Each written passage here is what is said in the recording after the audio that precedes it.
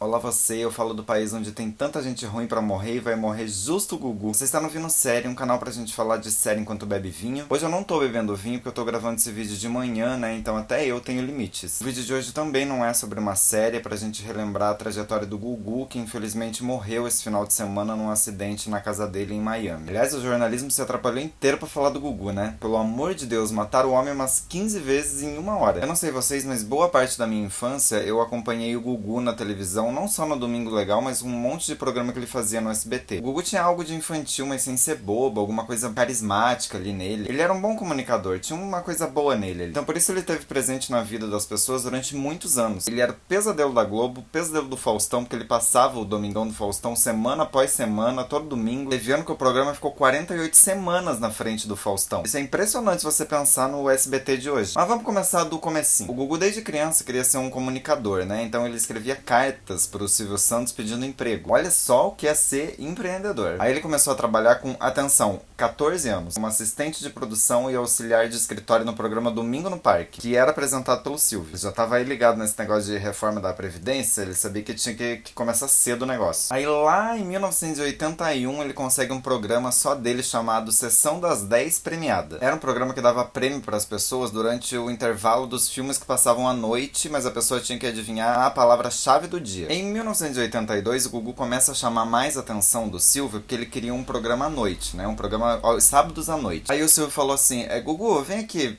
que tal você apresentar um programa lá sábado chamado Viva a Noite? Você vai apresentar ali com outras pessoas, se ajudando e tal. Depois o formato mudou, né? Porque o Silvio Santos já era daqueles de mudar de ideia assim de uma hora pra outra, mudar tudo, e aí o Gugu passou a apresentar o programa sozinho, o Viva a Noite sozinho. O Viva a Noite era um programa de auditório bem doido, acho que muita gente aí que nasceu nos anos 70 e tal, cresceu nos anos 80 vai lembrar. Tinha várias coisas estranhas, várias coisas bizarras, e o Gugu tentando realizar o sonho das pessoas que queriam viver um sonho maluco lá com um famoso. Aí tinham vários quadros, teve um que deu bem errado, que o Gugu entrava num negócio de fogo lá, numa bola de fogo, aí colocaram muita gasolina nele, ele quase morreu asfixiado, era uma loucura. E um tumulto muito grande, o próprio cameraman largou, e veja a agonia.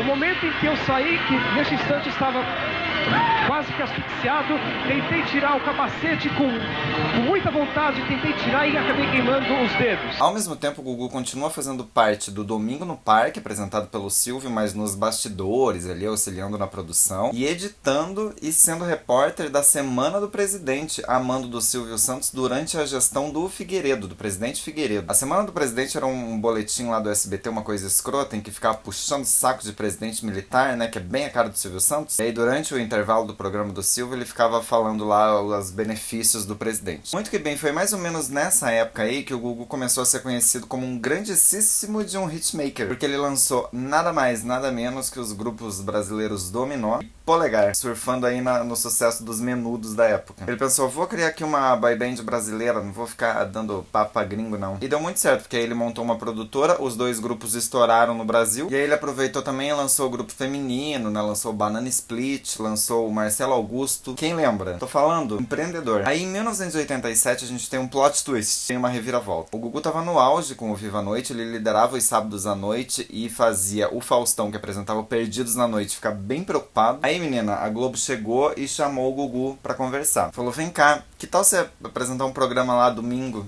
pra gente, lá de game show aqui na Globo? Aí o Gugu falou, maravilha, tava prontíssimo, assinou o contrato, tava lá na Globo já. Mas aí o Silvio, que não é bobo nem nada, foi lá na porta do Roberto Marinho, bater lá na Globo e pediu a liberação do Gugu pra ele continuar no SBT. O Silvio então fez uma proposta milionária pro Gugu e ofereceu o mundo todo pra ele. O mundo todo, no caso, era muito dinheiro e boa parte da programação de domingo do SBT. Imagina o poder do homem, ele ia ter praticamente o domingo inteiro só pra ele. Nessa época o salário do Gugu aumentou tipo 10 vezes, fora os ganhos de publicidade que ele tinha, ou seja, né, venceu na vida. Aí o Gugu estreou aos domingos no SBT em 1988, apresentando alguns quadros sozinho na emissora. Esses quadros eram tipo Passo Repassa, o sonho que eu tinha de participar desse programa e comer aquelas tortas lá de nata com gordura, meu pai. Apresentava também o Cidade contra Cidade, dividiu o palco com o Silvio Santos apresentando, atenção, roletrando. Tô topão. No mesmo ano ele também apresentou o TV Animal, que eu amava. Depois foi apresentado pela Angélica. A gente devia ter mais TV Animal em 2019 no SBT. Pra não vir gente falando que o peixe consegue desviar do óleo, que ele é inteligente. Tá vendo? O Gugu me educou. Mas enfim, o poder e a influência do Gugu era tanta nessa época que mesmo apresentando esses programas aos domingos, ele continuava apresentando programa no sábado à noite e ganhou mais programas, tipo Sabadão Sertanejo, que eu amava demais. Aí nos anos 2000 virou só Sabadão, porque não era só sertanejo. Poderia voltar hoje, né? Porque 2019 tá dominado aí pelo sertanejo, já fica aí uma ideia, hein? Mas mesmo com todo esse sucesso, a reviravolta veio mesmo em 1993, quando o Gugu ganhou um programa chamado Domingo Legal. Aí o Domingo Legal merecia um vídeo só pra ele, né? Mas vamos continuar. O Domingo Legal, né? A essência dele veio pra rivalizar... Ó, minha gata. Opa.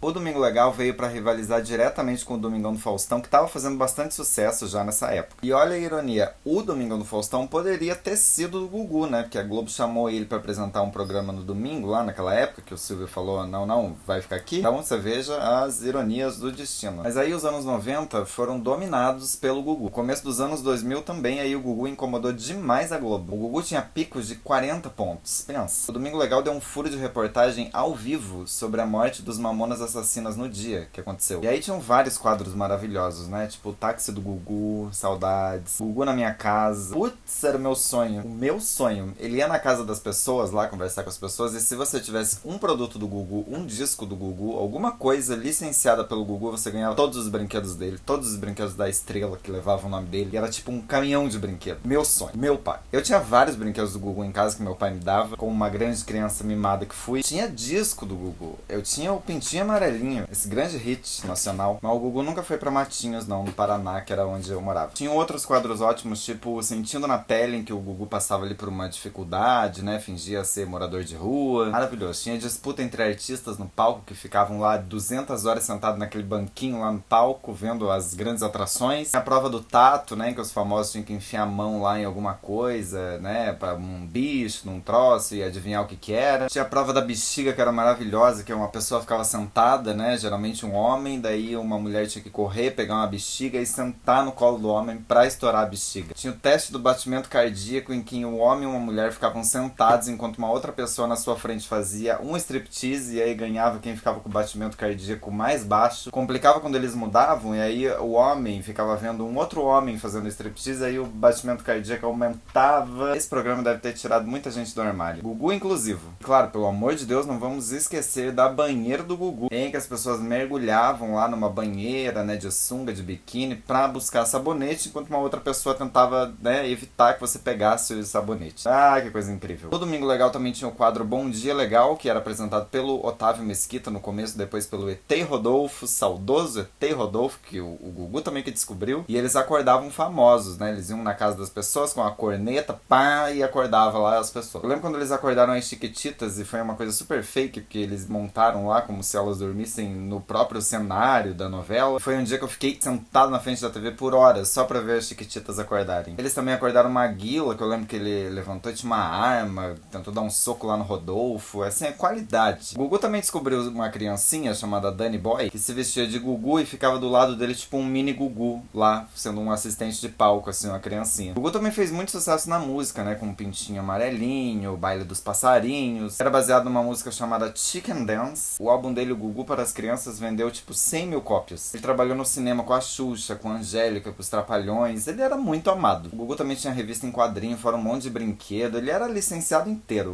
O homem andava e ganhava dinheiro. As coisas começaram a complicar pro Gugu em 2003, quando ele exibiu no Domingo Legal à tarde uma entrevista com o primeiro comando da capital, né, o PCC, aquela organização criminosa brasileira. Na suposta entrevista, esses bandidos faziam um monte de ameaça pra um monte de gente importante em São Paulo, tipo o prefeito da época, o Datena, o jornalista Marcelo Rezende. Disseram que foi o PCC que tinha tentado sequestrar o padre Marcelo Rossi uma semana antes. O problema é que era tudo mentira. Alguém da produção armou tudo e eles gravaram aquela palhaçada no estacionamento do SBT. Pensa. Aí foi ladeira abaixo. O Gugu disse que não sabia, que não tinha visto, né, a matéria. O Ministério Público tirou o Domingo Legal do ar por uma semana. O Gugu teve que ir na Hebe pedir desculpa lá no sofazinho da Hebe. Não deu em nada, ninguém foi preso, todo mundo fingiu que nada aconteceu, só que aí foi ladeira abaixo, né? O Domingo Legal começou a amargar na audiência, ninguém mais levava a sério aquelas palhaçadas toda, o Gugu perdeu credibilidade, o estrago tinha sido feito e aí o Gugu ficou no SBT até 2000 2009, quando ele foi contratado pela Record. Aí ele foi contratado pela Record por um salário assim pequenininho de 3 milhões por mês. Aí ele foi chamado para comandar um programa no domingo à noite. Ele ia comandar um programa de entrevistas, tipo um talk show. E também falaram que ele ia fazer um programa internacional na Record Internacional. Mas nada disso aconteceu, só o programa no domingo à noite. Só que esse programa no domingo à noite não deu certo. Aí eles passaram a exibir o programa dele no domingo à tarde, tipo 4 da tarde. Não deu certo. O Gugu na estreia foi falar o nome do programa, que era Programa do Gugu, e acabou falando Domingo Legal. Então, assim, fiasco. Aí em 2013 o Gugu disse que ia sair da Record, né? A Record tirou ele de lá, ele ganhou uma indenização imensa. Saiu, não tava mais na TV. Mas aí em 2014 a Record chamou o Gugu de novo e fez uma parceria com aquela produtora dele lá que ele criou nos anos 90. Aí o Gugu voltou a ter um programa na Record que era semanal, e durante a semana, não era no domingo. E foi bem na audiência, deu um respiro ali, o Gugu fez um certo sucesso na Record. Mas foi de uma maneira um pouco estranha, porque na estreia do programa, que se chamava só Gugu, ele entrevistou a Suzane von Richthofen, né? Ele foi lá na cadeia e entrevistou a mulher. O programa ficou em primeiro lugar, mas assim, foi bizarro, né? Porque o Gugu já tava com a credibilidade baixa desde 2003, aí teve esse negócio, assim,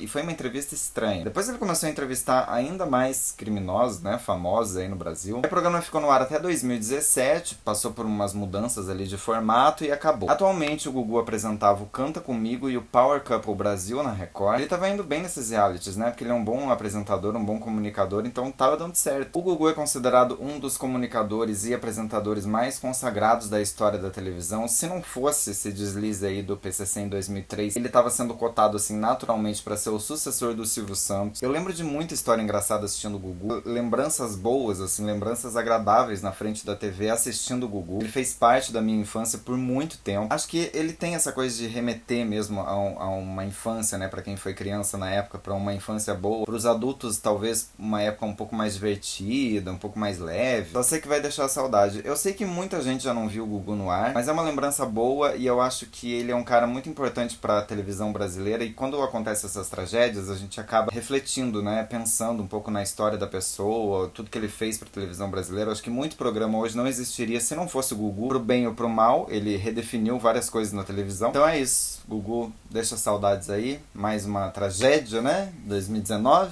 Tá? Esse ano tá coisa. Se você gostou desse vídeo, por favor, assina o canal, deixa seu like, comenta, compartilha, e a gente se vê no próximo vídeo com vinho, tá? Tchau!